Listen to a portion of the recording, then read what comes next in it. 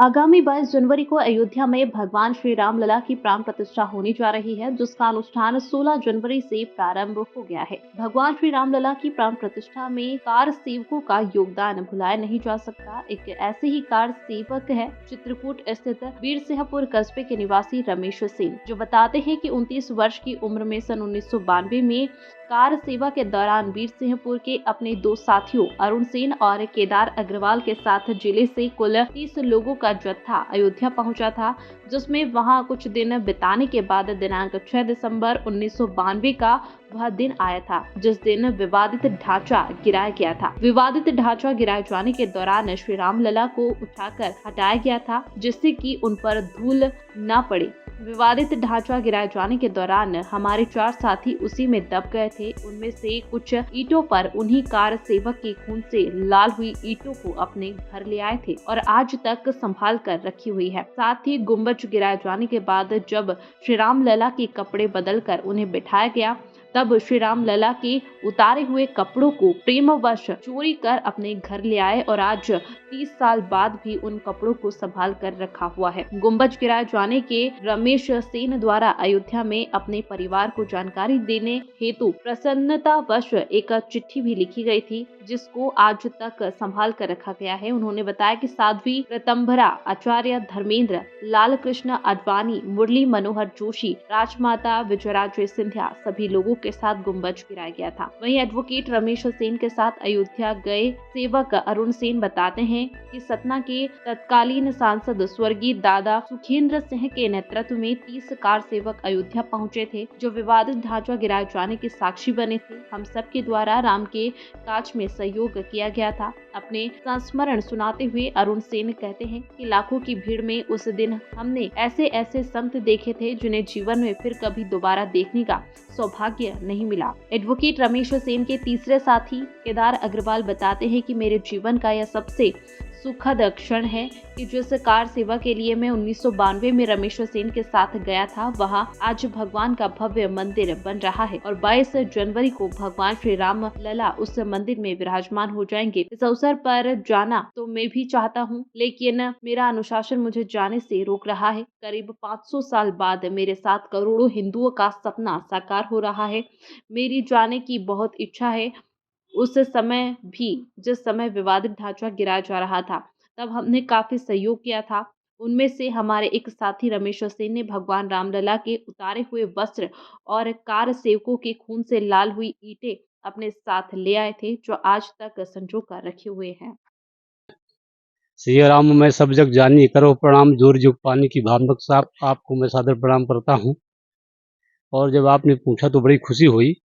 मैं जब उस समय की बात बताने का मन करता हूँ तो 2 वर्ष पहले मेरा दिमाग जाता है। वर्ष 1990 में भी हम लोग कार सेवा के नियत से यहाँ से गए थे। तत्कालीन समय में वहाँ मुलायम सिंह जी की सरकार थी, तो जितनी दुर्गति हुई, जितना दुर्व्यवहार हो सकता था, जितना अत्याचार अन्याय हो सकता था, उनकी सरकार में हुआ था। और 90 की यात्रा में मैं बांदा तक पहुँच पाया था। मुझे बड़ा सौभाग्य था उस समय भी। मैं अपने माननीय प्रहलाद पटेल जी, जो अभी मंत्री हैं मध्य प्रदेश सरकार में, हमारे सतना के पूर्व सांसद से दादा सुखेन जी, जो नहीं रहे इस दुनिया में, और माननीय उमा भारती जी के साथ वहाँ तक बांदा तक जाने का मौका मिला था।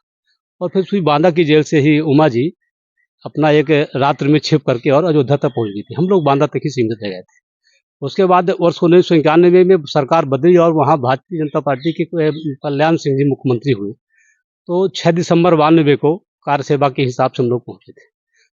अच्छा सौभाग्य था कि हम लोग वहाँ 1 हफ्ते पहले पहुँच चुके थे अयोध्या जी। तो एक राघव जी के मंदिर में स्थान मिला था रुकने के लिए। दादा सुखेन सिंह ने प्रयास करके सबको वहाँ रोका था। फिर वहीं से अपन सुबह उठ करके भगवान रामलला के दर्शन करने, सरजू मैया में स्नान करने, अन्य कीर्तन आदि सब वहाँ की गतिविधियाँ जो होती थी उनमें शामिल रहा करते थे। तो इस प्रकार से मुझे वो भी याद है कि 90 का भी जो प्रसंग था वो याद है, जो क्रूरता के लिए हमेशा दिल दिमाग में बना हुआ है।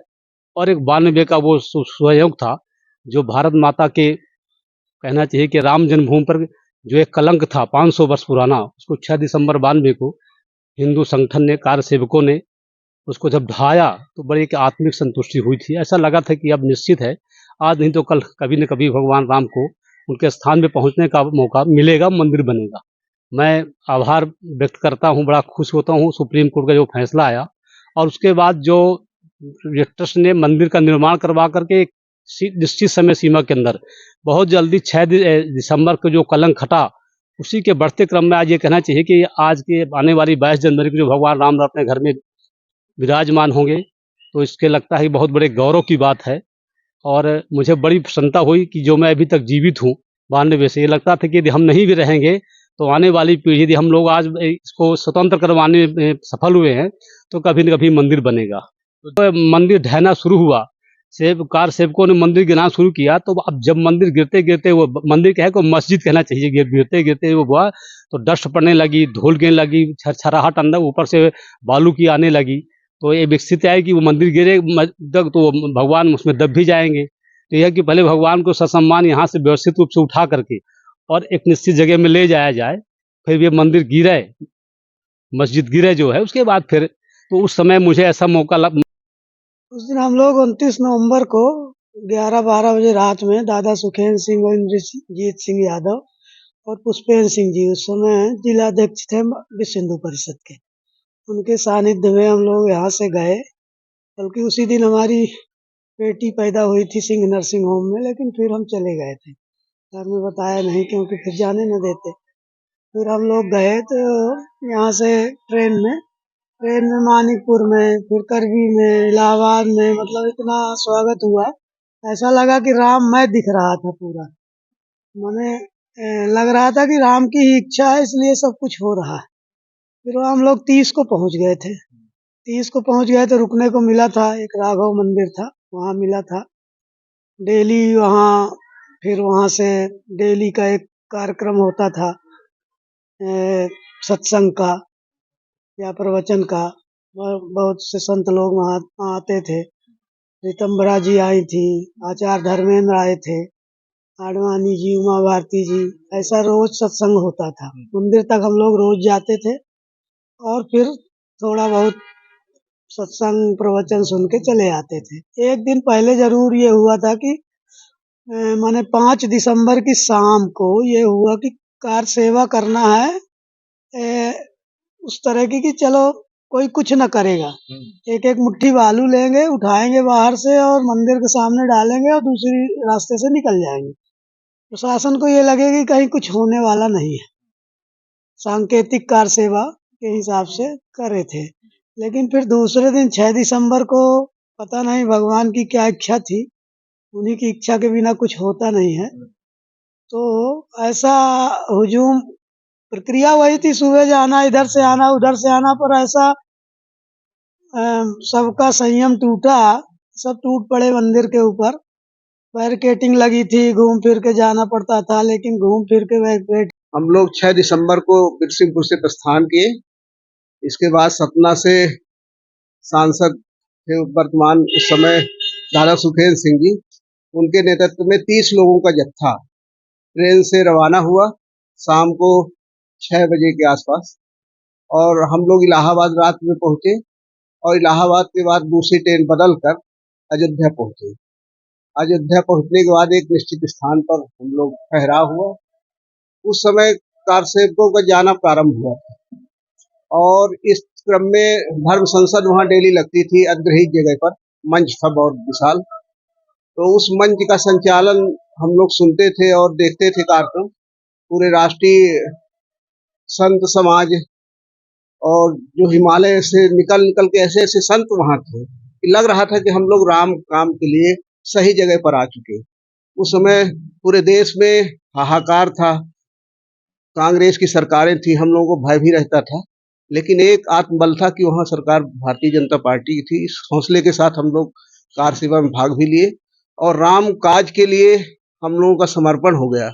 हमको लास्ट समय पे 5 दिसंबर की शाम सूचना मिली कि सबको कल कार सेवा के हिसाब से जिस दायित्व से हम लोग आए थे, तो कल सब लोग सरयू नदी पर जाएंगे सुबह 4 बजे या 3 बजे प्रातः स्नान करके, वहां से सरयू नदी से बालू लाकर और अधिग्रहित जगह पर डालनी है, संकल्प लेना है। कि हम लोग राम काज के लिए आए और अपना कार्य पूरा किए।